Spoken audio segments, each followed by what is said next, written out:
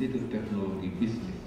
Pengetahuan kami yang khusus mengambil bidang bisnis di Sumatera Barat memang ITB Haji Agus Salim. Dan langsung memberi namanya adalah Institut Teknologi Bisnis. Dan memang kami ini adalah pilihan yang sangat tepat. Kenapa? Karena memang di Sumatera Barat jiwanya jiwa bisnis. Di ranah Minang lah jiwa bisnis. Artinya bahwasanya masyarakat Sumatera Barat yang di dunia itu dikenal adalah memiliki semangat bisnis dan keterampilan bisnis. Maka dengan hadirnya Institut Teknologi Bisnis tentunya akan memantapkan juga akan memperkuat hal yang telah dimiliki oleh masyarakat Minangkabau itu sendiri.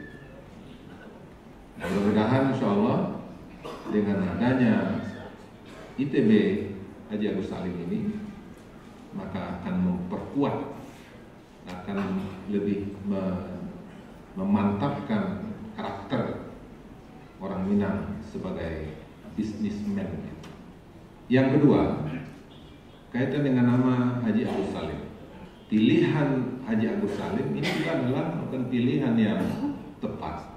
Di samping Agus Salim seorang yang memiliki kemampuan yang luar biasa, kemampuan penguasaan bahasanya, kemampuan diplomasinya, dan juga ketokohannya, yang tentu dipilihnya nama Haji Agus Salim ini dengan harapan bahwasanya tamatan ITB khas ini diharapkan minimal sama dengan Haji Agus Salim itu sendiri, dan kemudian kapan perlu bisa lebih hebat daripada Haji Agus Salim itu sendiri.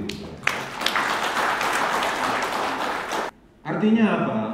Bahwasanya keberadaan ITB Haji Agus Salim ini yang di sini mempersiapkan para mahasiswa dan juga para sarjana yang nanti diharapkan juga bisa menjadi tokoh-tokoh di Nusantara ini dan juga menjadi tokoh sebagaimananya Haji Agus Salim. Nah, mudah-mudahan insya Allah ya ke depan alumni dari ITB Haji Agus Salim ini tidak ada halangan, tidak ada hambatan untuk menjadi yang ke depan di Nusantara dan kemudian juga yang akan mewarnai kepemimpinan di dunia untuk masa-masa yang akan datang. Siapa yang membayangkan Pak Jokowi akan menjadi presiden? Tahun 2012 saya ketemu dengan beliau di Solo ketika beliau menjadi wali kota. Pernah terbayang bahwasanya beliau akan menjadi presiden. Dalam kenyataannya beliau menjadi presiden. Waktu itu saya yakin juga ketika Bung Hatta ada waktu kecil-kecil dulu dan juga pernah terbayang untuk menjadi seorang wakil presiden, seorang proklamator. Haji Agus Salim yang menjadi tokoh nasional, menjadi pejuang nasional dan akan pernah terbayang. Yang terpenting adalah bagaimana kita mempersiapkan diri kita untuk lebih baik. Bagaimana kita membekalkan diri kita untuk lebih sempurna. Bagaimana kita meningkatkan wawasan kita, kemudian kita berinteraksi dengan banyak pihak. Sebagaimana program yang disampaikan oleh Ibu Ketua tadi. Seperti yang Allah sampaikan dalam satu ayat Al-Quran. Ketika Allah mengatakan, A'udzubillahi minasyaitonirrajim, Bismillahirrahmanirrahim. Nahnu naqussu 'alaika nabahum bil haqq. Innahum fityatun amanu bi rabbihim wa zidnahum huda. Wa rabatna 'ala qulubihim idh qamu faqalu Rabbuna rabbus samawati wal ardh lan nad'u min dunihi ilahan laqad kunna idzan syatata. Kami akan mengisahkan kepada engkau Muhammad suatu berita besar. Bukan berita biasa. Naba'a. An-naba itu kan kenabian itu berita besar. Kenapa disebut dengan berita besar? Karena berkaitan dengan pemuda. Innahum fityah. Karena di mana saja di dunia ini yang menjadi pelopor perubahan itu adalah pemuda, orang muda yang akan melakukan perubahan-perubahan besar di dalam dirinya dan kemudian juga dalam masyarakatnya, dalam kehidupan berbangsa bernegara. Itu ya, dalam sejarah di dunia ini yang menjadi pelopor perubahan itu adalah para pemuda. Kita lihat juga dalam sejarah bangsa juga begitu. Sumpah pemuda di sana mulai. Angkatan 45, angkatan 66, reformasi kan juga adalah pemuda yang mahasiswa yang memulai perubahan-perubahan itu. Nah, maka oleh sebab itu makanya Indonesia punya peluang untuk menjadi 5 negara besar. Kenapa? Karena kita punya bonus demografi.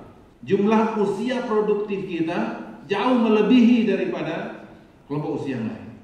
Usia produktif itu 15 tahun sampai 65. Kita memiliki potensi. Nah, di antara potensi itu adalah Bapak Ibu Saudara saudari semuanya yang wisuda pada hari ini. Masuk bahagian daripada potensi besar itu. Yang menjadi harapannya akan melakukan hal-hal besar ya pada masanya nanti. Dalam ayat itu secara jelas disebutkan oleh Allah SWT kepada kita. Innahum fityah, mereka adalah para pemuda-pemudi. Kapan? Yang pertama adalah ketika mereka memiliki keimanan. Innahum fityatun amanu bi rabbihim. Tadi kita melihat kebijakan daripada ITB HAS ini yang berikan peluang kepada para penghafal Al-Quran, yang berikan kemudahan-kemudahan kepada para penghafal Al-Quran untuk memasuki perkuliahan di ITB. Inilah modal, di samping modal usia dan kemudian juga adalah modal keimanan. Dan kalau kita lihat para pejuang-pejuang kita, Haji Agus Salim, Hatta, Soekarno dan yang lain-lain itu, Nasir yang lain itu, dan kita berhasil memerdekakan bangsa ini, secara jelas itu dituliskan dalam pembukaan Undang-Undang Dasar 45. Jadi jelas di sana bahwasanya nilai-nilai keagamaan bahwa itulah menjadi modal utama dalam rangka untuk menghadirkan generasi berkualitas untuk ke depan. Dan kita lihat Haji Agus Salim konsen dan kemudian memberikan perhatian. Itu makanya, nah salah saya katakan tadi bahwasanya alumni ITBH ini punya peluang untuk menjadi orang-orang hebat nantinya. Kalau itu berterima kasih kepada pimpinan Perguruan Tinggi dan kemudian Ketua Yayasan. Nggak ada perguruan tinggi yang seperti ini di Sumatera Barat.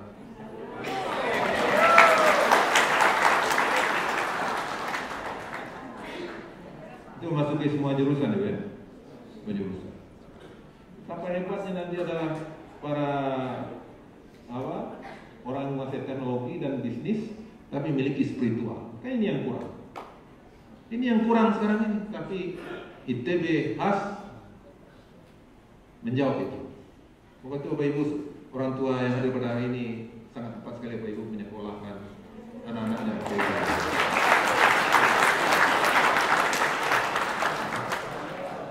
Pilihan tape Bapak Ibu bahagia. Karena memang dalam kenyataannya begitu. Itu makanya kalau ada orang mengatakan ya, kalau seandainya sekarang ini muncul ada pikiran-pikiran Islam fobia untuk Indonesia, inilah pikiran yang keliru. Ya, ketidaksukaan dengan simbol-simbol Islam dan nilai-nilai Islam. Biasanya yang tidak suka dengan nilai-nilai Islam, simbol-simbol Islam itu ya komunis, mungkin dulu PKI, orientalis. Kenapa? Karena memang Indonesia ini dimerdekakan dengan keimanan. Indonesia ini dibangun dengan keimanan. Apalagi Sumatera Barat yang berfalsafahkan adat bersedi syarat bersedi kitabullah, syarat membantu adat memakai. Dan itu diakui oleh undang-undang Sumatera yang terbaru, yaitu adalah Undang Nomor 17 tahun 2022 tentang pemerintahan provinsi Sumatera Barat. Di samping juga kebudayaan lain yaitu Mentawai. Nah, ini undang-undang yang benar ini. Kenapa? Karena memang Indonesia itu dimerdekakan, Indonesia itu dibangun dengan keimanan. Nah, kalau yang menggunakan nama Agus Salim memang seperti itu. Jangan sampai nanti menggunakan nama Haji Agus Salim tapi spiritualnya lemah. Atau tidak ada program kegiatan yang dibuat oleh perguruan atau yayasan atau itu. Nah, itu menyalahi penggunaan nama Haji Agus Salim. Karena perlu diketahui berbahagia Haji Agus Salim punya tafsir. Jadi selama ini kita hanya mengenal Haji Agus Salim itu adalah yang kesohor dari diplomasi, kemampuan bahasanya, tapi perlu diketahui Haji Agus Salim punya tafsir. Kenapa? Ada seorang penulis, ada seorang sejarawan dari Jakarta ketemu dengan saya 17 tahun dia konsen untuk memperhatikan tokoh-tokoh yang ada di Sumatera Barat. Salah satu yang konsennya adalah Haji Agus Salim. Haji Agus Salim itu punya tafsir. Jadi maksud spiritualisme Agus Salim itu sangat kuat. Nah, maka itu ya spiritualisme ada di sini. Jadi itu makanya siap punya keyakinan kuat bahwasanya alumni Agus Salim di ke depan akan jadi orang-orang hebat.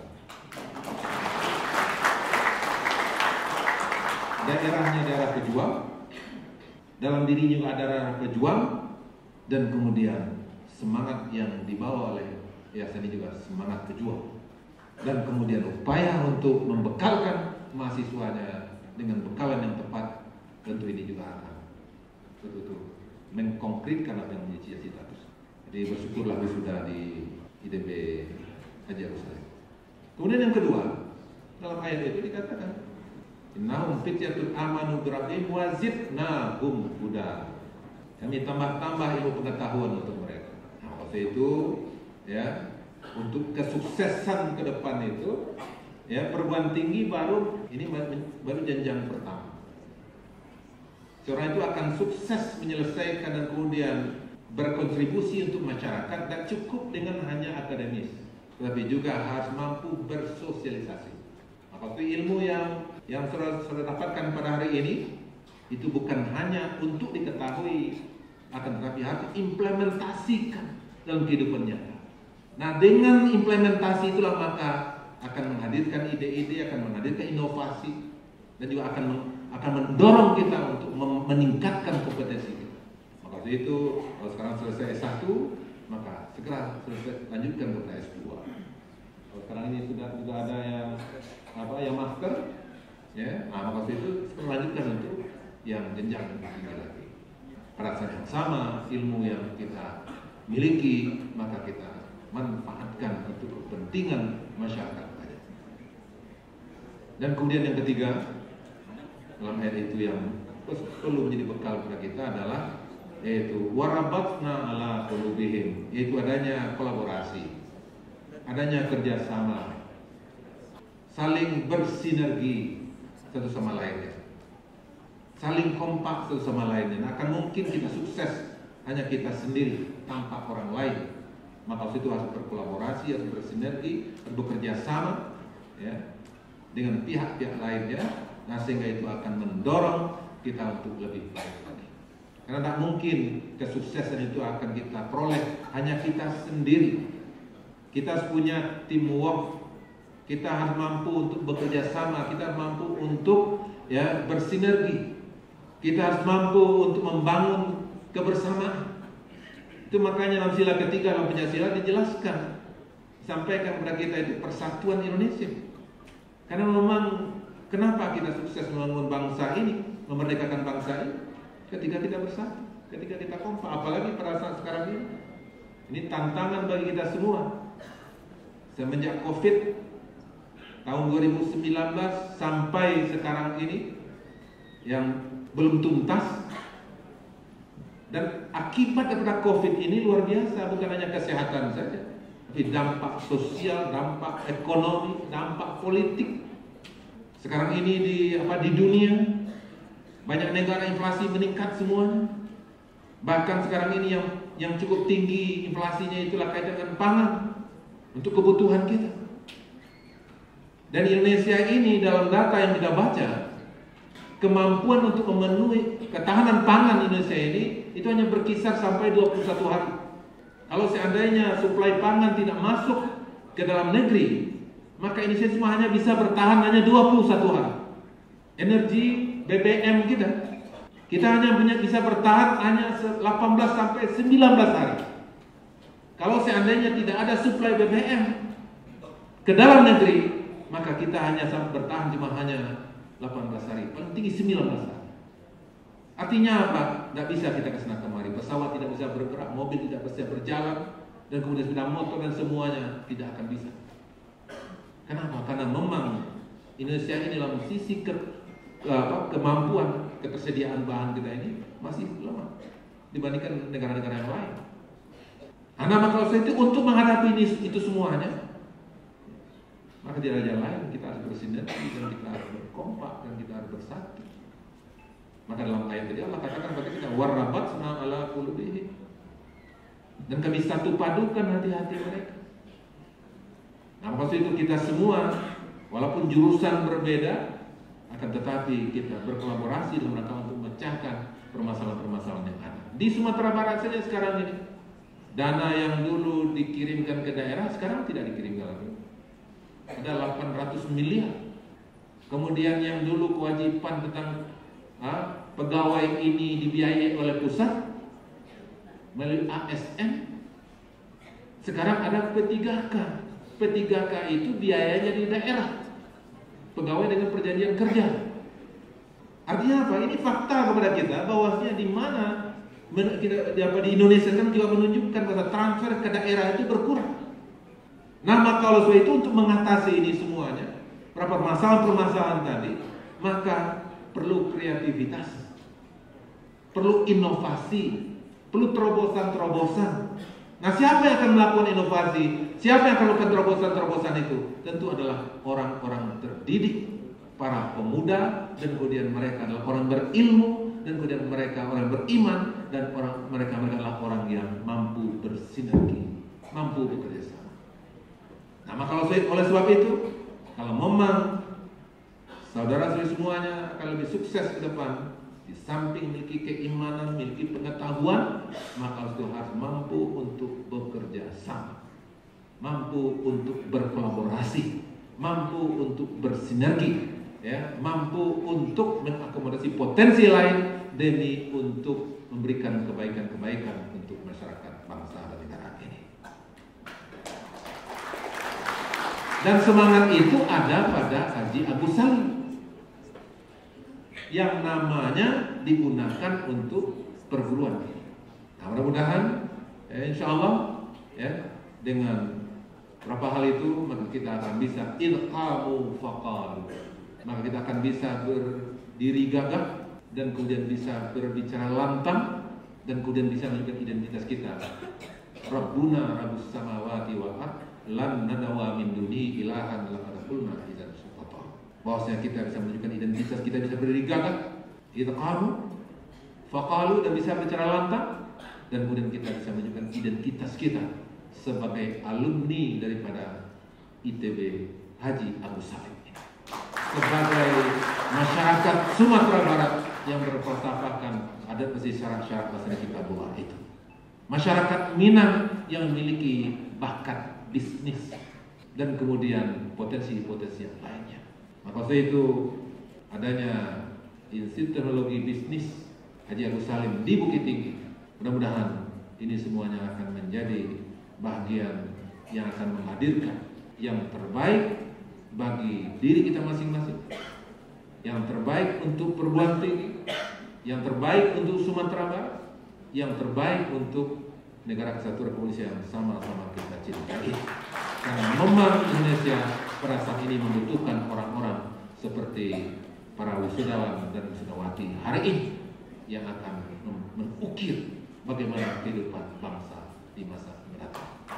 Mudah-mudahan Allah SWT akan memberikan keberkahan kepada para wisudawan hari ini, dan mudah-mudahan kepada para pimpinan perguruan tinggi, dan kemudian juga dari LLDikti juga hadir pada hari ini, ya, dan kemudian juga dari yayasan, dan semua kita mudah-mudahan ini menjadi potensi-potensi yang akan menghadirkan terbaik dari Sumatera Barat untuk masa-masa yang akan datang. Mohon maaf terlebih terkurang. Assalamualaikum warahmatullahi wabarakatuh.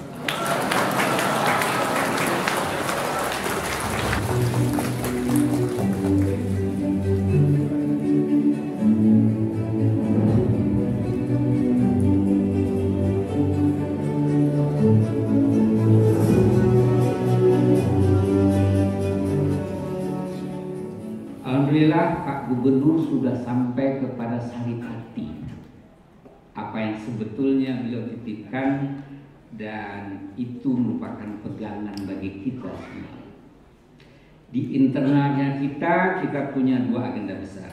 Agenda pertama adalah menyelesaikan 8 bulan dari sekarang kampus dengan 2 lantai.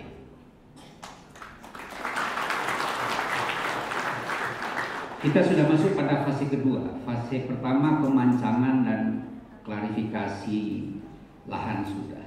Kemungkinan ada keterlambatan 3 bulan dari kita rencanakan. Jadi oleh karenanya mohon doa Pak Gubernur, tahun depan wisuda kita sudah harus penempatan gedung baru 2 lantai. Insyaallah.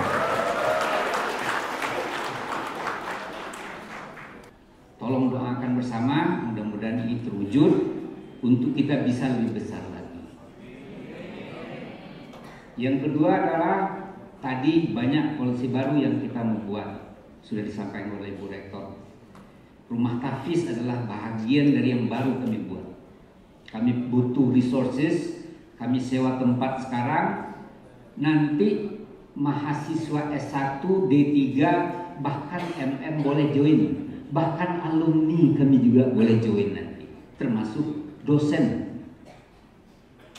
Ini kekuatan baru. Jadi spirituality adalah bagian yang kita perkuat selain daripada katanya mahasiswa MM nih soft skillnya memang hebat belajarnya di sini, insya Allah.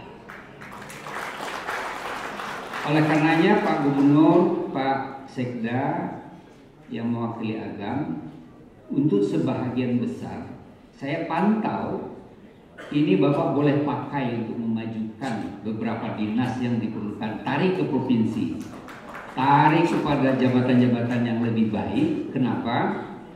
Karena soft skill mereka itu betul-betul kita siapkan, insya Allah.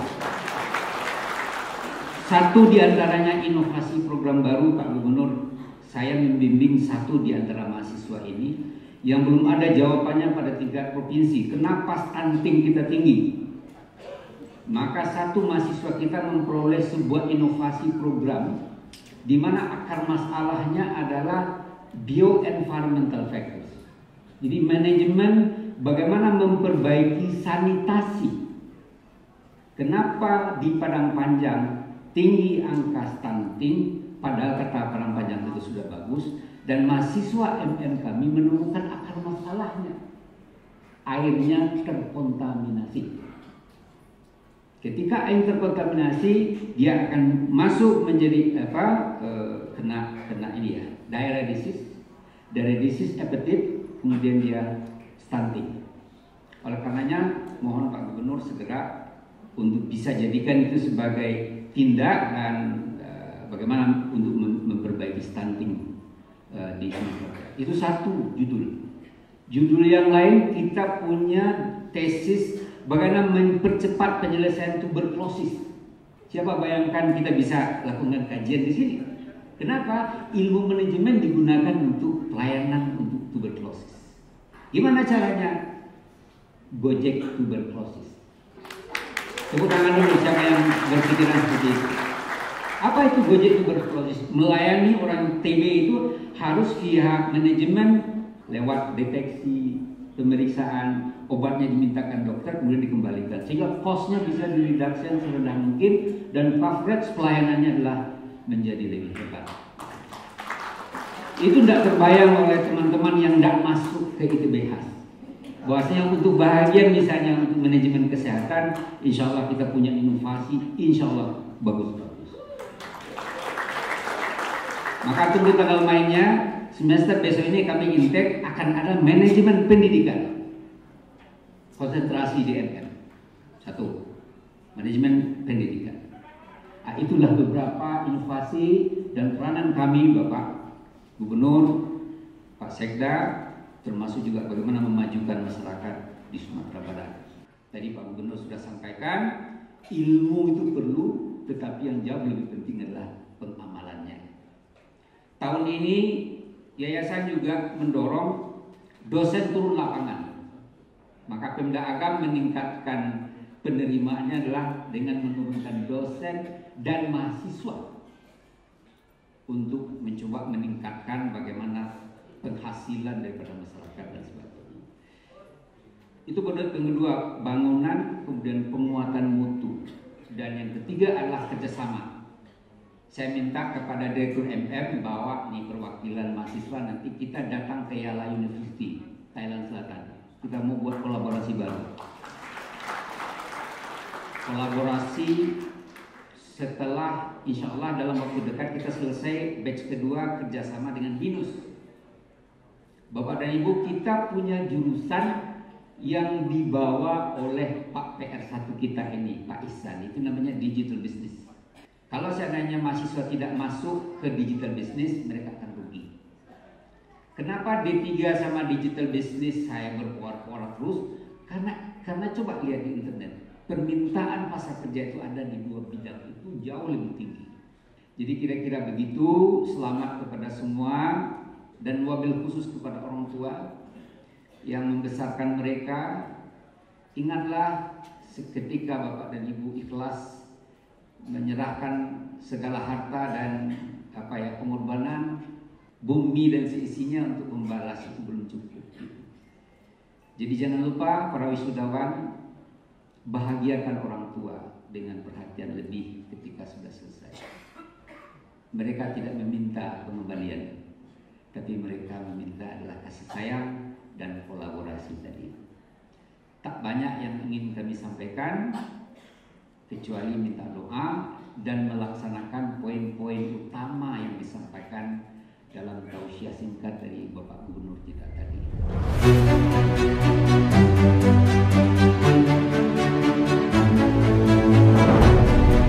Sebagai wujud kepedulian terhadap kesejahteraan dan kelangsungan pendidikan mahasiswa, beragam beasiswa sudah kita salurkan kepada mahasiswa. Di antaranya beasiswa KIP Kuliah, beasiswa Lazis, dan beasiswa Yayasan Indonesia Raya. Untuk beasiswa Yayasan Indonesia Raya, kita juga memberikan beasiswa melalui jalur tahfiz yang ditujukan bagi para penghafal Al-Quran. Insya Allah tahun ini kita akan menyediakan asrama yang diperuntukkan bagi mahasiswa penghafal Al-Quran.